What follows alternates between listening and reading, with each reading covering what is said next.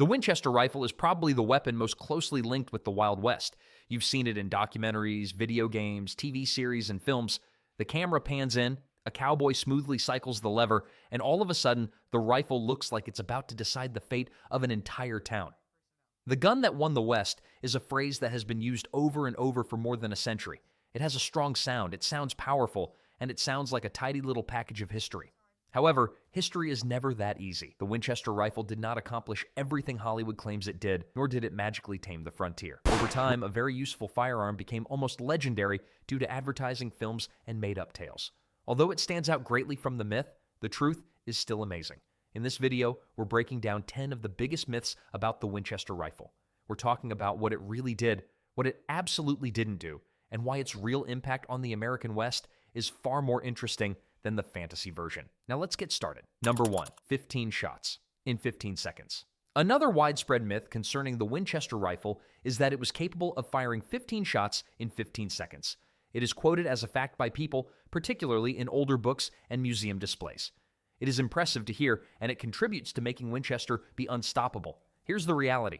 Of course, the Winchester was quicker than the single-shot rifles. Lever-type rifles enabled the shooter to load a fresh round without having to take their gun off the shoulder, and this was considered an enormous benefit at the time.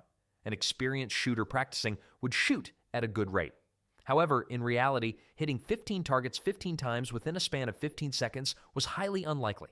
The black powder caused a lot of thick smoke that quickly blinded you, recoil slackened your follow-up shots, and simple motions were more difficult to draw. Above all, precision was important. Shooting fast is easy. It is difficult to shoot and hit something fast.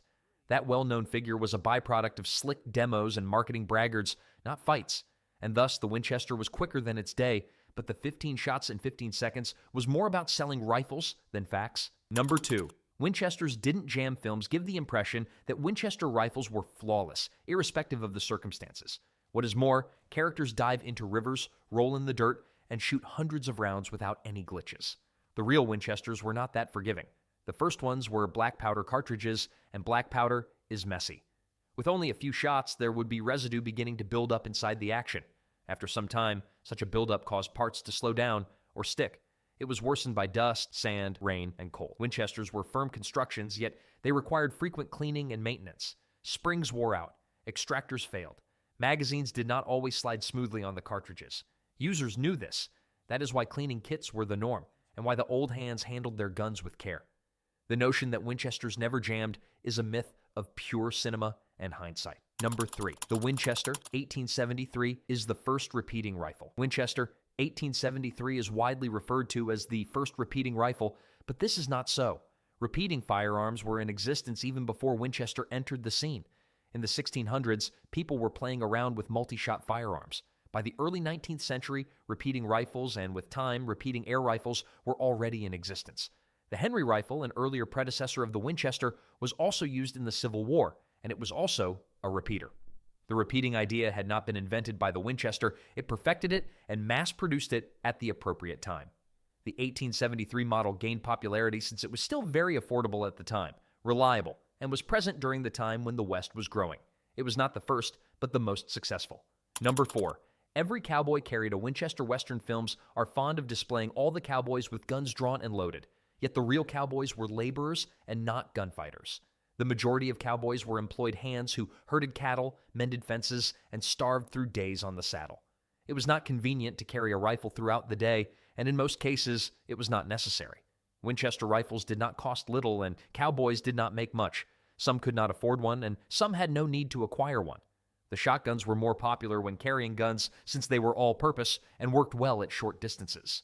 Winchesters were more commonly associated with settlers, ranchers, hunters, and lawmen. The myth about every cowboy being one is that created by film attempts to create a standardized image of the Old West. Number 5. It fired the same ammo as the Colt Peacemaker. This myth is in place since it is somewhat true. There were Winchesters that had a chamber in the .44-40 caliber, and some Colt single-action Army revolvers could also be found in the .44-40 caliber. To people on the frontier, it was logical to use the same kind of ammunition in both firearms. However, that was not the entire picture. Winchesters were available in a variety of calibers, such as the .32-20 and the .25-20. These were smaller rounds, which were not expensive, generated less recoil, and were easier to manage. Settlers and hunters favored them. Similarly, Colt revolvers were of several calibers. It was not the rule, but matching ammo was possible. It became a universal truth due to the fact that movies made it simple to tell the story. Frontier life was practical, not cinematic.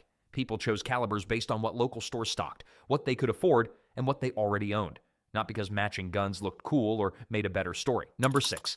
The U.S. Army used it to conquer the frontier.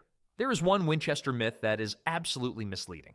The Army did not ever carry the Winchester in the Indian Wars. They carried single-shot rifles such as the Springfield Trapdoor. Single-shot guns were believed to keep the troops straight and stationary in aim, and it was feared that repeaters would cause soldiers to empty their ammunition belt. Not a serious matter when you are in the wilderness. Ironically, however, some native warriors obtained repeaters either through trade or capture and actually employed them effectively. In some cases, they were even better equipped than the forces they had to meet. The Winchester did not single-handedly open the frontier to the Army. It only demonstrated how slow they were in picking up repeaters. CTA. Quick pause here. If you're enjoying this deep dive into real Western history and weapon myths, hit the like button, subscribe to the channel, and turn on notifications. It helps the channel grow and lets me know you want more long-form research-heavy videos like this one. All right, let's keep going. Number 7. It could drop a man from half a mile away. This myth is dramatic, but it fails to take into account basic physics. Winchester rifles used ammunition of pistol caliber. These worked very well at close and medium distances of about 200 yards. More than that, the accuracy decreased rapidly, and the bullet became weak. Even modern rifles cannot go half a mile. Shooting slow-moving bullets on that range with the lever action was simply unrealistic in the 19th century. Winchester at the extreme distances was merely tales that were exaggerated and spread over time. As a matter of fact, these were hunting and defense rifles and not long-range precision rifles. Many long-distance kill stories came from campfire exaggeration. As tales were retold, distances grew, details blurred, and the rifle's true limitations quietly disappeared beneath layers of storytelling and pride. Number 8. Every Winchester was a .44-40. Due to the popularity of the .44-40 cartridge, it is believed that it was the type that characterized all Winchesters. Winchester actually had a variety of calibers that could fit various needs. Smaller barrels were also more popular among the settlers as they could hunt small game or pests.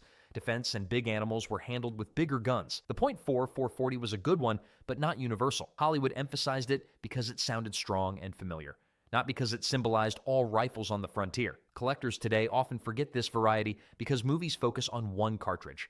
In reality, frontier buyers chose calibers based on cost, recoil, availability, and what kind of work the rifle needed to do day to day. Number 9. Hollywood got the Winchester right. The Winchester was iconicized in Hollywood, and it was never about accuracy. In movies, characters are frequently seen riding the lever without firing, which would actually blast out live rounds. They demonstrate rifles firing indefinitely without being loaded and able to endure punishment that would destroy a real gun. Real Winchesters had limits.